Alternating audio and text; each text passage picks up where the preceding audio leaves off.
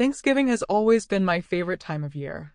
Ever since I was a little girl, it meant family, warmth, and a table crowded with laughter and familiar faces. It was the one day I truly believed everything would be all right, no matter the troubles we faced the rest of the year. But this year was different. Just weeks ago, I was lying in a sterile hospital bed, the cold white walls pressing in around me, feeling fragile and scared. The surgery was harder than I expected. The recovery even harder. I kept telling myself, Eleanor, you have to get better. You have to make it to Thanksgiving. Because it wasn't just any Thanksgiving. It was the first one after the surgery, a test of how much I still belonged, how much I still mattered. I pictured the faces of my children and grandchildren, the smell of roasted turkey filling the air, the way the room would buzz with stories and teasing. I wanted to be there, not as an afterthought, but as the heart of it all. I spent endless hours preparing myself, determined not to let my weakness define me. Even when the doctors warned me to take it slow, I knew I had to be there, sitting at that table, sharing that meal, feeling like myself again. When I finally left the hospital, the cold Ohio wind was biting, but I didn't care. I wrapped myself in my warmest coat, steadied my shaky legs, and headed toward my son's house. Michael and his family were my closest kin. I thought they'd be waiting for me with open arms. But deep inside, a quiet unease was growing, like the cold creeping beneath my skin. I arrived on the doorstep to find the house bustling with activity, the smell of food drifting through the open windows, the sound of children's laughter echoing in the hallways. My heart lifted for a moment. Maybe everything would be okay after all. Then the door opened. There stood Sarah, my daughter-in-law. Her smile was tight, almost forced, and her eyes held a hardness I hadn't seen before.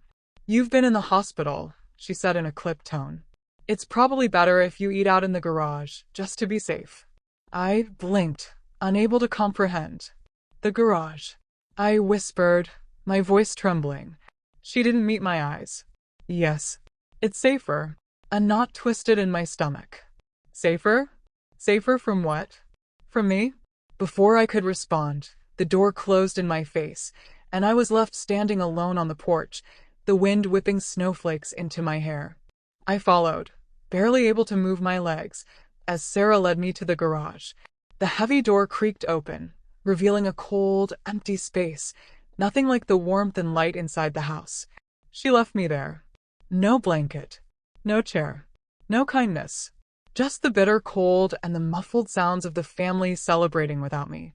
I sat on the hard concrete floor, my breath coming in shallow gasps, tears freezing on my cheeks. The winter wind cut through my coat like knives. I could hear them inside, laughing, talking, sharing stories, but none of that warmth reached me. 4 hours I waited. For someone. Anyone. To check if I was okay. To ask if I needed anything. To simply acknowledge that I was there. But no one came. In that moment, something inside me broke. Not my body. No, that was fragile already. But my spirit. The family I had spent a lifetime loving, caring for, supporting, had left me out in the cold. Literally. The garage wasn't just a room. It was a statement. A message wrapped in icy silence. You don't belong here anymore. And I realized then how little I mattered to them. That night, as I sat alone in my small apartment, wrapped in a threadbare blanket, I stared out the window at the falling snow and felt the bitter sting of betrayal settle deep in my bones. I thought about all the Thanksgivings I had hosted, all the meals I had cooked, the birthdays and holidays I had celebrated with those people. Had it all meant nothing? My hands trembled as I touched the scars from surgery, and I whispered to myself, if this is what family is now, then maybe it's time for me to change what family means. I was angry. I was hurt. But most of all, I was determined. Because if they thought they could treat me like I was invisible, like I was less than human, they were wrong. The cold garage wasn't just a place. It was a prison. That night, the biting wind whipped against my thin coat, and the damp concrete beneath me seemed to suck the warmth from my bones. Every noise from inside the house echoed cruelly, the clink of glasses, the hum of voices, the laughter of children. I could almost taste the turkey and mashed potatoes they were enjoying, the pumpkin pie I had been dreaming of all week. But for me, for Eleanor, the mother, the grandmother, I was cast out, left to freeze and fade in the shadows. No one came out to check on me. No one brought a blanket, a cushion, or even a kind word. My heart clenched tighter with each passing minute, the sting of rejection sharper than any physical pain from surgery. I tried to steady my breathing, telling myself it was just a misunderstanding. Maybe Sarah was overwhelmed, maybe they didn't know how fragile I was. But deep down I knew. I felt it in the silence, the way the door never opened for me again that night. I was alone. Tears pricked my eyes, but I wiped them away fiercely. I had spent my entire life caring for this family, patching up wounds, soothing fears, standing as a pillar of strength. And yet, here I was, discarded like an old coat. How did it come to this? I thought of Michael, my son. Was he really okay with this? Did he know what was happening? Or was he just too afraid to speak up? I had always been the one to hold the family together. Now, I was the one they pushed away. As the night grew colder, my mind wandered through memories. The holidays when the house was full of love. The birthday parties and quiet afternoons spent knitting blankets for the grandchildren. I had given them everything. My time, my love, my sacrifices. And now, nothing but a cold garage and a deafening silence. The hours crawled by. Exhaustion pulled at me, but I refused to close my eyes. Closing them meant surrender. And surrender was not in my nature. When the first light of dawn seeped through the frosted windows, I stood unsteadily and brushed the snow from my coat. I knew I couldn't stay there. I couldn't pretend this was normal. I left the garage quietly, avoiding the eyes of anyone who might notice me. But there were none. No guilt, no shame, no apology. Just empty glances and hurried steps. Back inside my small apartment, I locked the door and sank into my favorite chair. The weight of betrayal settled on me like a heavy blanket, suffocating and cold. I picked up the phone, my fingers trembling. I dialed my sister's number, hoping for comfort. "Eleanor? How are you feeling?" Her voice was warm, genuine. I swallowed hard. I was made to eat in the garage last night. At Thanksgiving. There was a pause. Then, what? "Eleanor, that's awful. You don't deserve that." "I know," I whispered, my voice breaking. "But they said I smelled like the hospital. That it was safer this way. For them." I could hear her gasp. "You have to do something. This isn't right." Her words sparked something inside me. A fire that had been smoldering, now blazing fiercely. No more silence. No more invisibility. I thought of my late husband, who had always stood up for me, even when the world didn't. I thought of the dignity I had always carried, the pride in being a mother, a grandmother, a woman who had earned respect, and I realized I needed to remind them. This wasn't just about Thanksgiving. It was about respect. It was about love. It was about family. But more than anything, it was about me. The next days passed in a blur. The physical pain from surgery still lingered, but it was nothing compared to the ache in my heart. I avoided phone calls from Michael and Sarah, unwilling to hear excuses or half-hearted apologies. I spent hours thinking, planning. If they could treat me like this, what else would they do? The answer terrified me, but it also gave me strength. I wouldn't let them erase me. I would fight back, not with anger, but with power. I would show them that Eleanor was not someone to be ignored or discarded, and I would make sure they felt the weight of their cruelty. The days after Thanksgiving passed like a fog, thick, suffocating, and endless. Each morning, I woke to the same ache inside my chest, heavier than the surgery scars still healing on my body. But this pain wasn't physical. It was a wound carved by cold indifference, by betrayal dressed up in excuses. I sat by my window, watching the snowflakes drift lazily to the ground. The world outside was serene and white, but inside me, a tempest was raging. How had it come to this? How had the family I loved so fiercely become strangers who turned their backs? I replayed every moment over and over.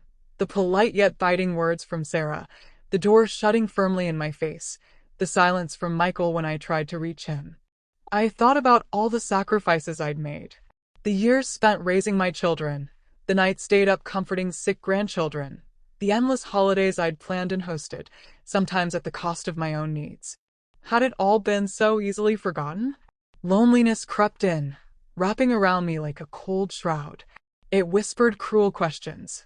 Was I really so dispensable? So unwelcome? But beneath the loneliness, beneath the sorrow, something stronger stirred.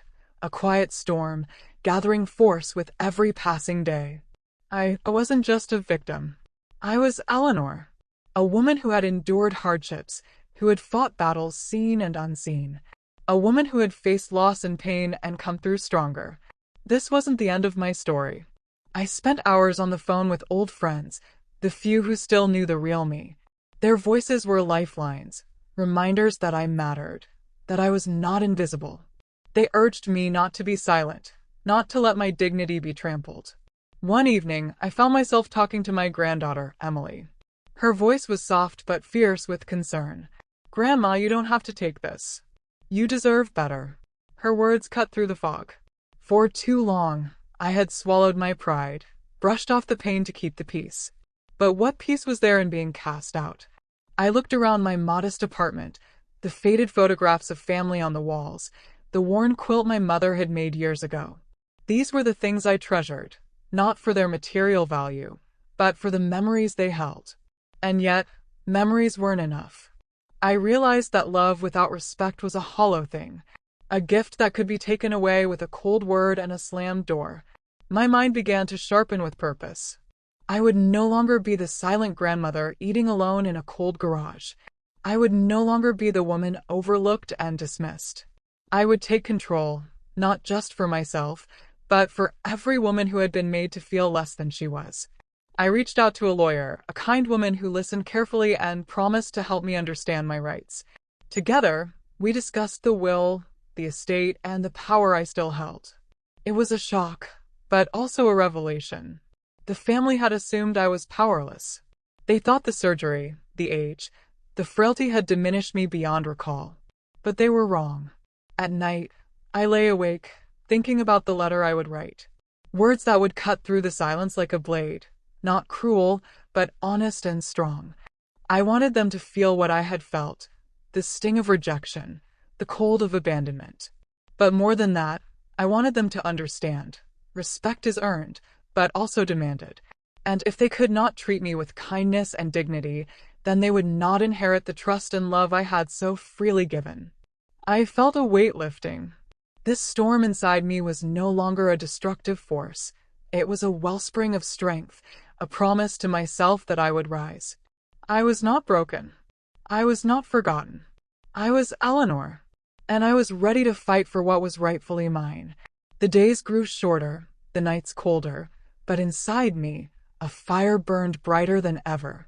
I had made a choice, not one born of spite, but of survival, of self-respect. I wasn't going to let them erase me. The lawyer's office was quiet and professional, but to me, it felt like a battlefield. The papers spread before me weren't just legal documents.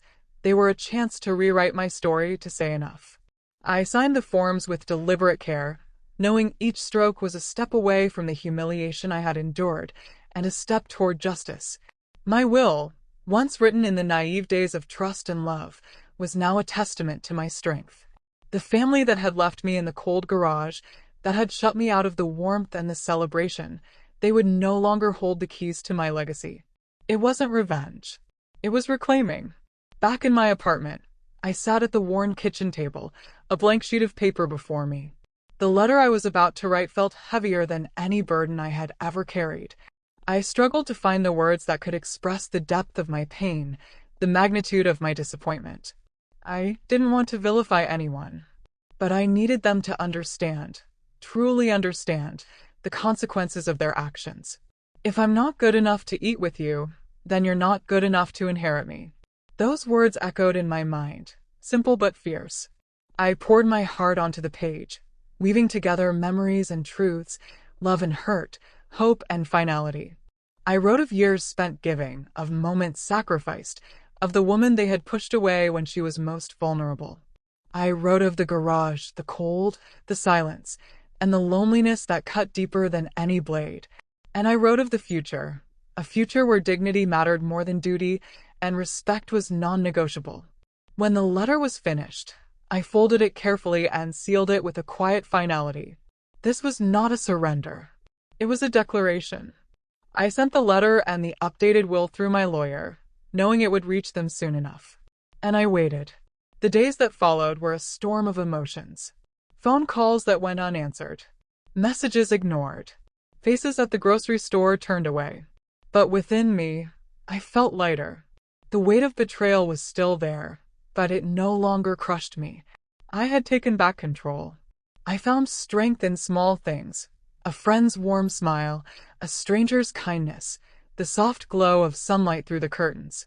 Most of all, I found strength in myself. I realized that family is more than blood. Family is respect.